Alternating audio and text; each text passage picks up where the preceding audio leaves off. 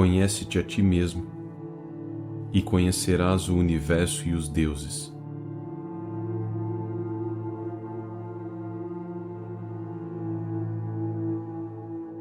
Isto é o que a filosofia me prometeu, que eu me tornasse igual a Deus. Para isso eu fui convidado. Para isso eu vim.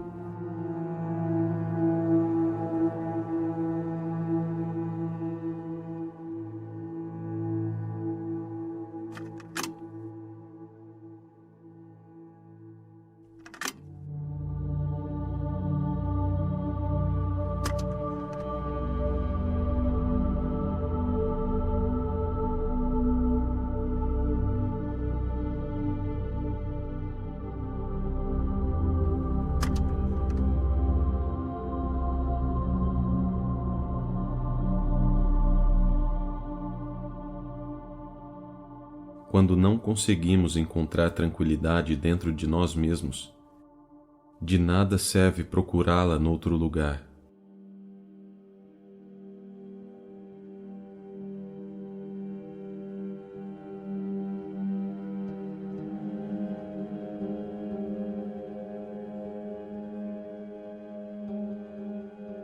Sobre a tranquilidade da alma. O que desejas é grandioso e elevado, e se avizinha do divino. Não sofrer perturbação. Essa condição de estabilidade da alma, os gregos chamam de eutimia, sobre a qual há um esplêndido livro de Demócrito. Eu a chamo tranquilidade.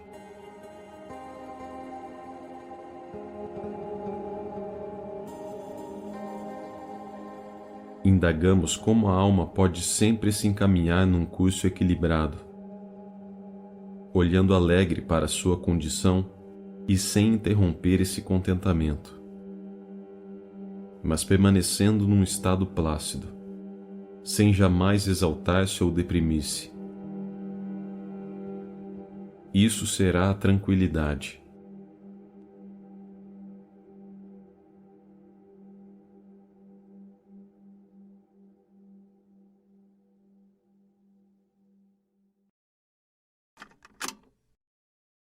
Não desperdice sua vida.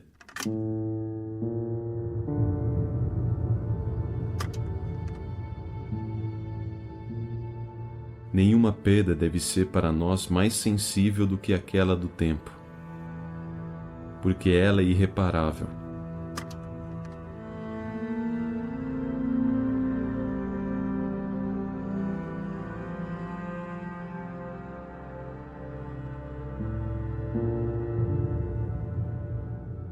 Não é que tenhamos um curto espaço de tempo, mas que desperdiçamos muito dele. A vida é longa o suficiente, e foi dada em medida suficientemente generosa para permitir a realização das maiores coisas. Se a totalidade dela estiver bem investida.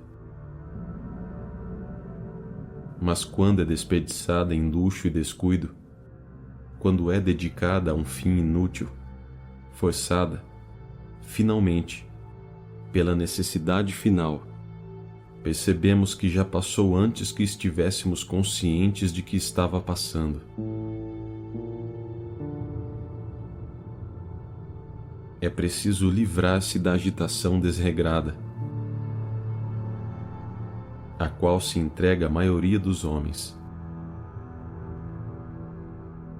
Eles vagam ao acaso, mendigando ocupações. Suas saídas absurdas e inúteis lembram as idas e vindas das formigas ao longo das árvores.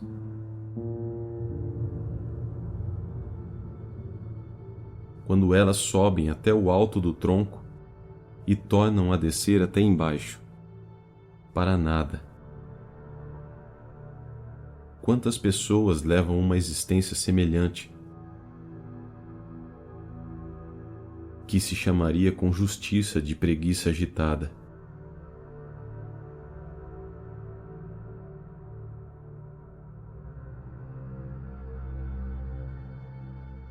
quando nenhum dever habitual nos chama, devemos restringir nossas ações.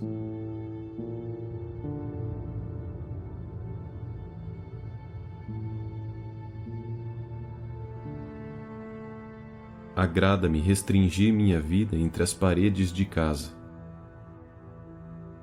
Ninguém me subtraia um dia, sem nada me restituir digno de tamanho dispêndio. Que minha alma se dedique a si mesma. Cultive-se. Nada faça que lhe seja alheio. Nada que deva ser levado a um juiz. Que seja possível apreciar a tranquilidade livre de inquietações de âmbito público e privado.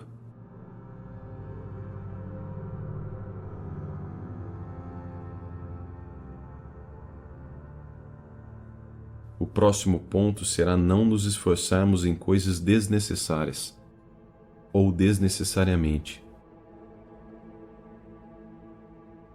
Isto é, não cobiçar o que não podemos conseguir, ou, tendo-o alcançado, percebemos tarde e depois de muito suor a vacuidade de nossos desejos.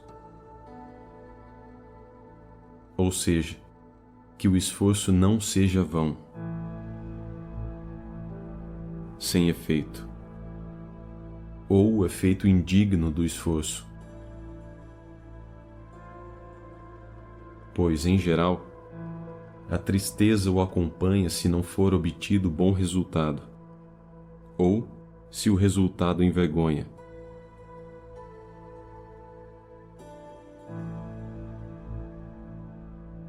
O dever do homem é ser útil aos seus semelhantes.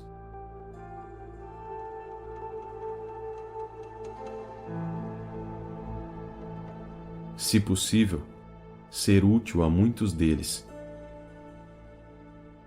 Se assim não conseguir, ser útil a uns poucos.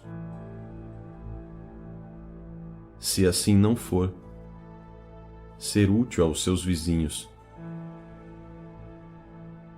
E se assim não for, a si mesmo.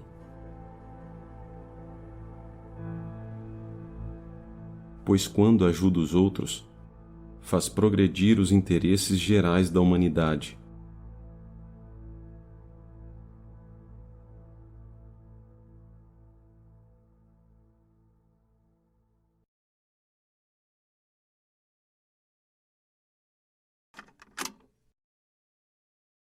Seja simples.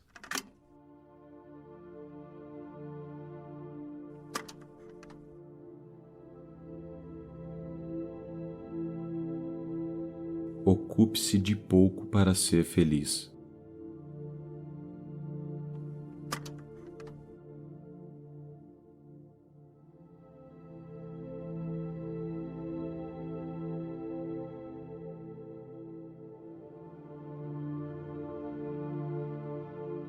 A verdadeira felicidade não está em ter tudo, mas em não desejar nada.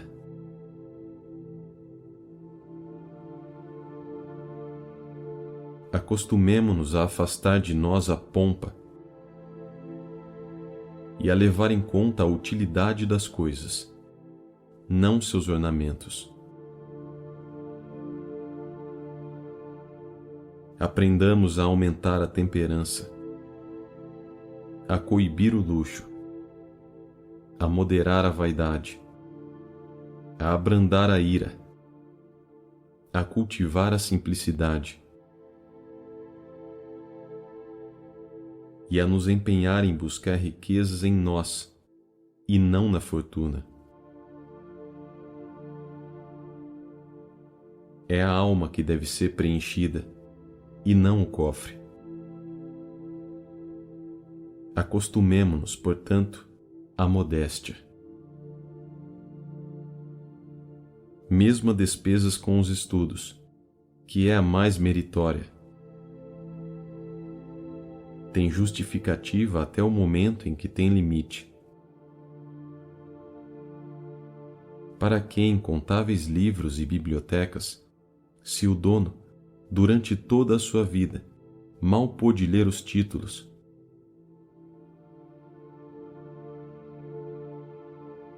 Há aqueles que ignoram até mesmo as primeiras letras e usam os livros não como instrumentos de estudo, mas como ornamentos das salas de jantar. Disponhamos dos livros em quantidade suficiente.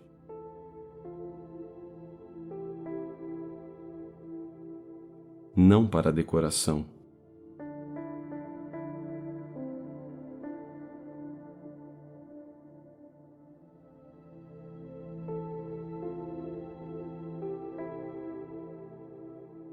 Internamente, devemos ser diferentes em todos os aspectos.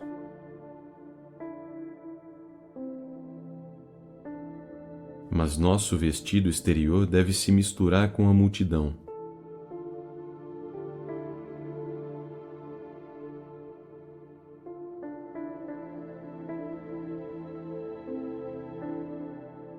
Somente a virtude é sublime e elevada. E nada é grandioso se ao mesmo tempo não for sereno.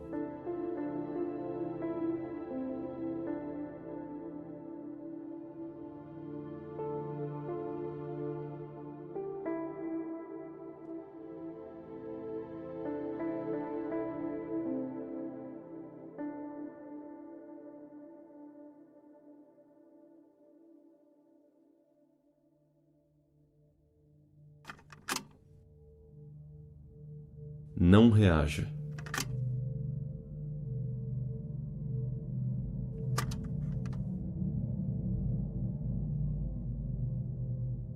Se alguém o irrita, a única coisa capaz de irritá-lo é a sua própria reação.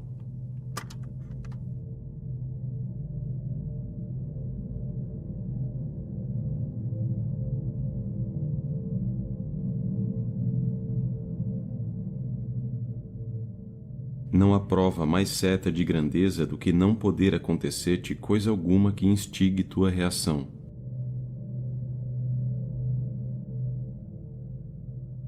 Disto não haverá dúvida. Destacou-se da multidão e situou-se mais alto alguém que desprezou quem lhe fez provocação.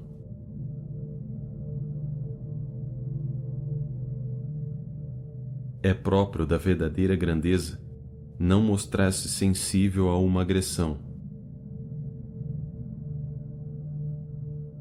Se você realmente quer escapar das coisas que o assediam, o que você precisa fazer não é estar em um lugar diferente, mas ser uma pessoa diferente.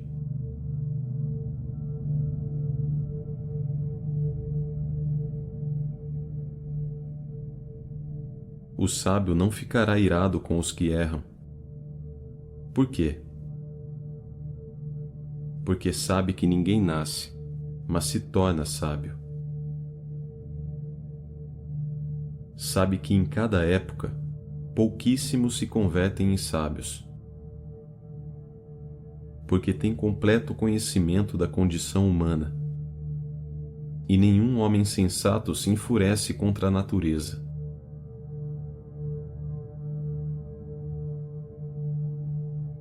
Alguém por acaso se irrita com crianças cuja idade ainda não dispõe de discernimento?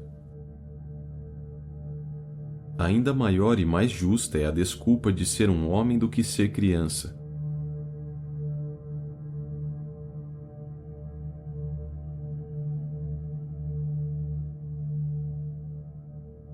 Nascemos nessa condição, expostos a doenças da alma não menos numerosas que as do corpo.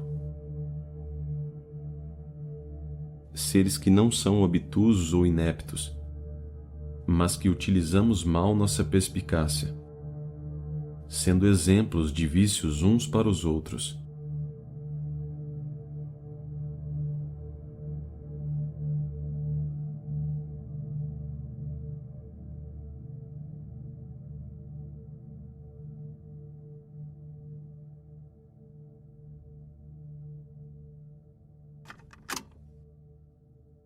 supere as adversidades.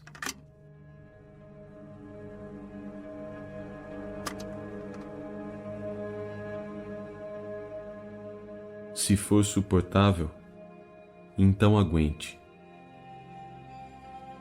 Pare de reclamar.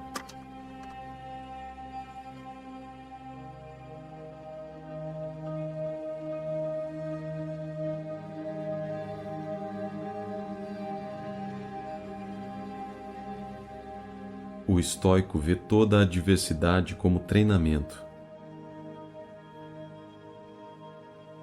As dificuldades fortalecem a mente, como o trabalho faz com o corpo. Nenhum homem jamais foi sábio por acaso. É uma estrada difícil que leva às alturas da grandeza.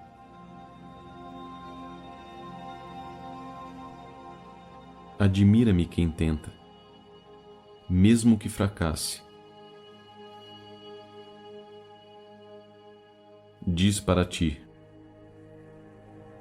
dessas coisas que nos parecem terríveis, nenhuma é invencível.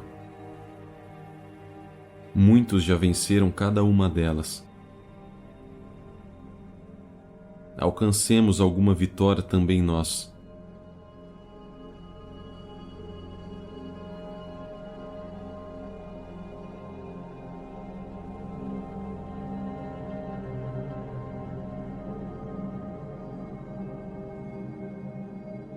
A persistência transpõe todo obstáculo. Ora, nada existe tão difícil e árduo que a mente humana não possa vencer, e uma assídua meditação não possa levar à familiarização. E nenhuma paixão é tão feroz e soberana que não possa ser domada pela disciplina. Tudo o que o Espírito ordenou a si próprio ele obteve. A parte mais importante do progresso é o desejo de progredir.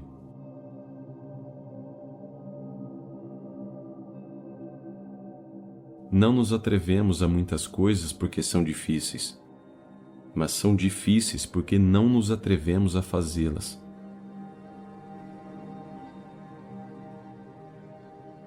Padecemos de males curáveis, e como nascemos para o bem, se quisermos nos emendar, a própria natureza nos ajuda.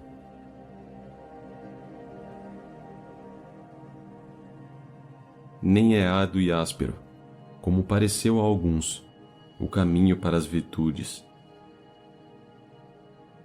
Facilmente nos aproximamos delas. Não venho até vós como mentor de ideias vãs. É fácil o trajeto para uma vida feliz.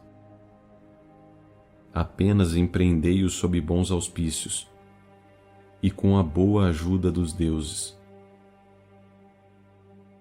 Muito mais difícil é fazer o que fazeis.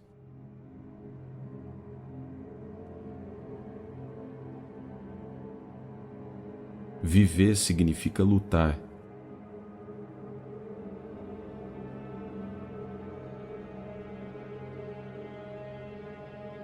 Toda a vida é uma escravidão. É preciso acostumar-se à sua condição, queixar-se dela o mínimo possível e agarrar toda a vantagem que ela tem em torno de si.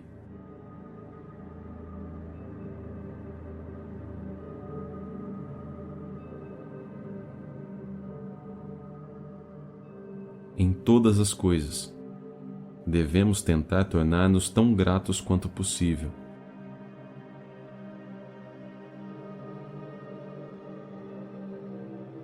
Nada é tão amargo que uma alma resignada não encontre ali algum motivo de reconforto.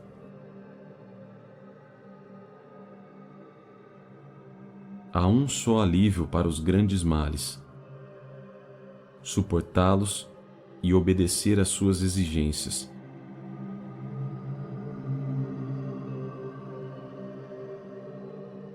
Encontrarás em qualquer tipo de vida diversão, relaxamento e prazeres. Se quiseres considerar leves os teus males, em vez de odiosos.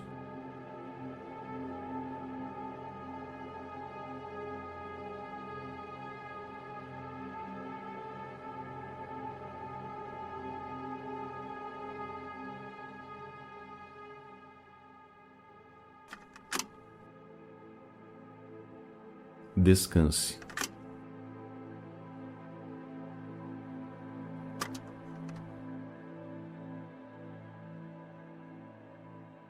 Os deuses, cheios de piedade pelos humanos, raça condenada a sofrimentos, instituíram para os aliviar de suas fadigas e apaziguar seus tormentos o ciclo das festas divinas.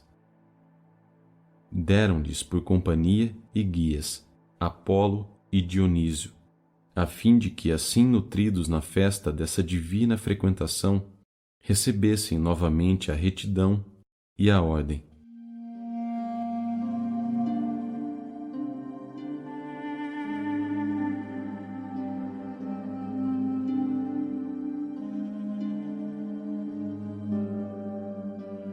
Nascem da continuidade dos esforços, certo desgaste e languidez na alma.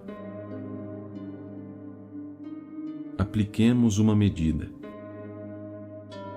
É essencial distinguir a vida simples da displicente. Devemos ser complacentes com nossa alma e, de tempos em tempos, conceder-lhe o ócio, para que lhe sirva de alimento e energia. A mente deve relaxar. Ela voltará melhor e mais afiada após uma boa pausa.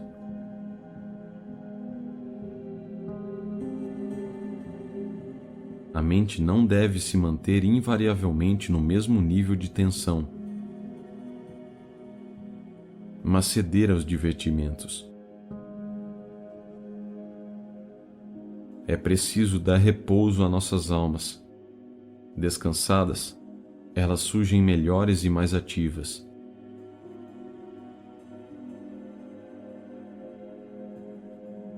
Assim como não se deve cansar os campos férteis, pois logo uma fecundidade ininterrupta os deixará exauridos. Também o esforço contínuo da alma irá quebrantar o seu ímpeto. Recuperará o vigor depois de um pouco relaxada e repousada.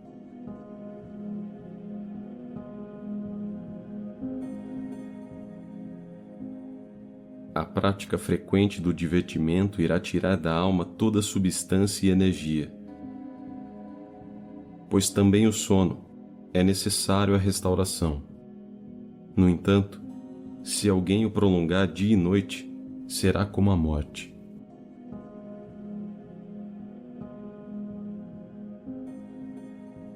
É bem diferente afrouxar algo ou decompô-lo.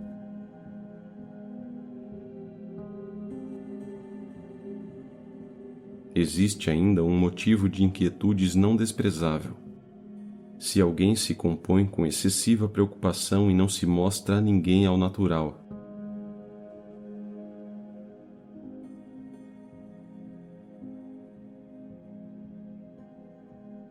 nós devemos também ser flexíveis,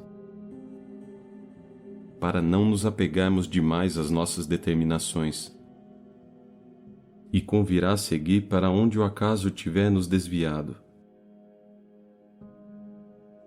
Não ter medo excessivo de mudar de decisão e de postura, contanto que não nos domine a inconstância, o vício mais hostil à paz de espírito.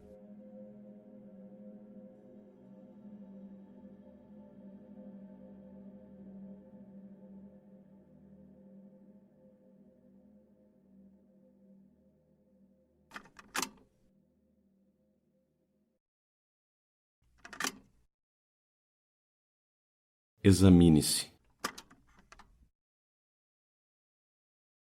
Viver, de fato, não está sob nosso controle, mas viver corretamente está.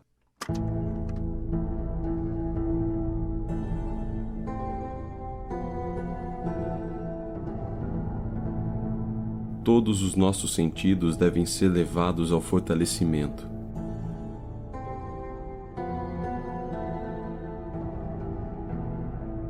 São por natureza resistentes, se a alma parou de corrompê-los.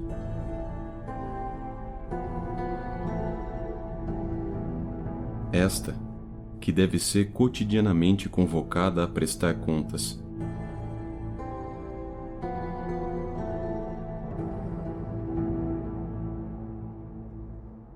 Isto fazia Sestio. Terminado o dia, depois de se recolher ao descanso noturno, interrogava sua alma: qual de teus males hoje sanaste?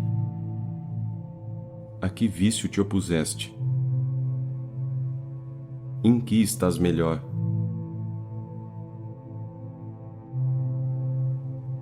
Examine-se. Cessará a tua ira, e será mais moderada, sabendo que diariamente terá de apresentar-se ao juiz.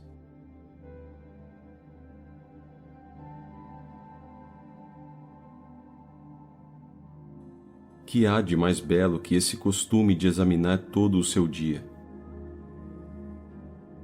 Que sono é aquele que advém após a inspeção de si? Tranquilo, profundo e livre.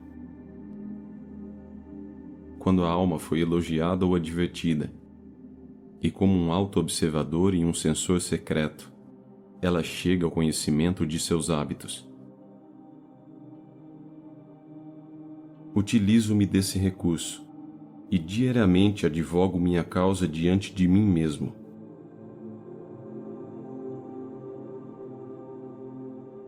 Logo que foi apagada a luz, e minha esposa, já ciente de meu costume, fez silêncio, perscruto todo o meu dia e repasso meus atos e palavras. Nada escondo de mim, nada omito.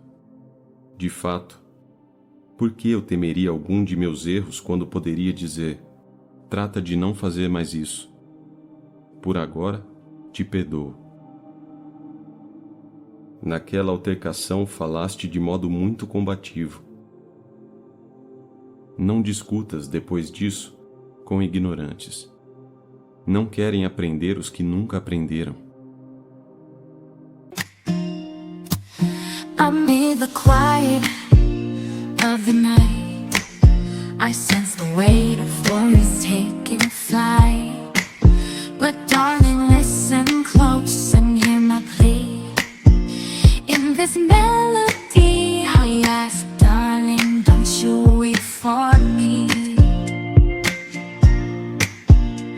In the shadows where fears reside, I find solace in the love you provide.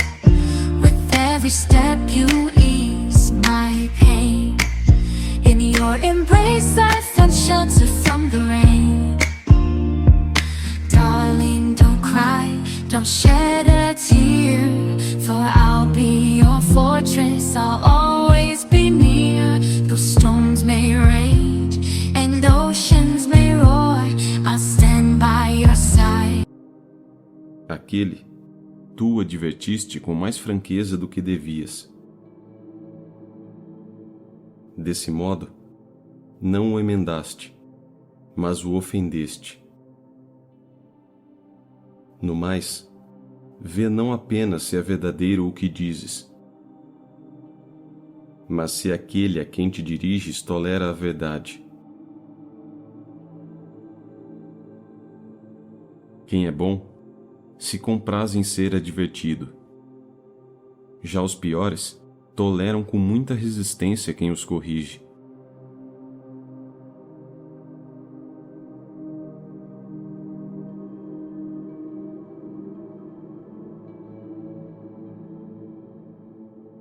Temos sob os olhos os vícios alheios.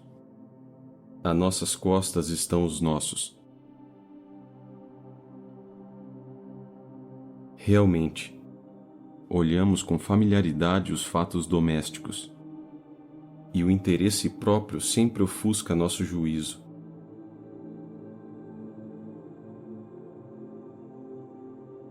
que cada um esteja atento e por si só se examine.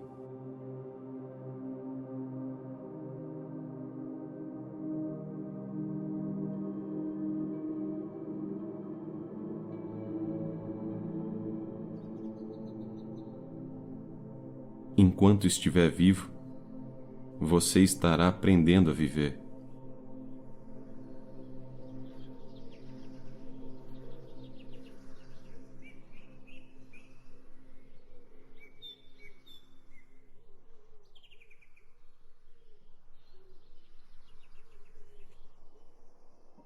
Aí tens, meu caro, os meios que permitem preservar a tranquilidade.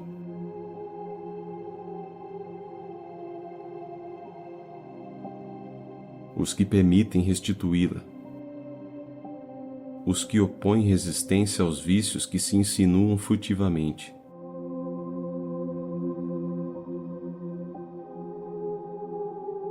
Saibas, no entanto, que nenhum deles tem bastante eficácia se um cuidado atento e assíduo não envolve a alma vacilante.